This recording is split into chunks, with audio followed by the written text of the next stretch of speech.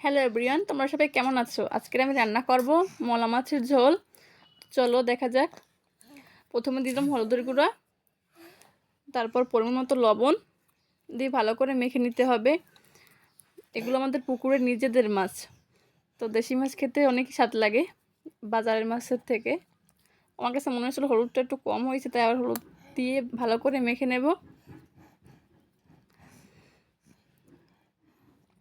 আমার মাখা কমপ্লিট প্রায়। এখন আমি এগুলো ভালো করে ভেজে নিব। চুলে একটা কড়াই দিয়ে দিয়েছি, তাতে পরিমাণ মতো তেল দিলাম। তো আমি কিন্তু মলা মাছগুলো আগেই ভেজে রাখছি, এগুলো স্কিপ করছি। তো আমি এখন যে ঝোল চড়াবো তার জন্য প্রসেস চলতে আছে। তো আমি এতে দিয়ে দিলাম জিরা, দারচিনি, এলাচ। এটা ভালো করে ভেজে নেব,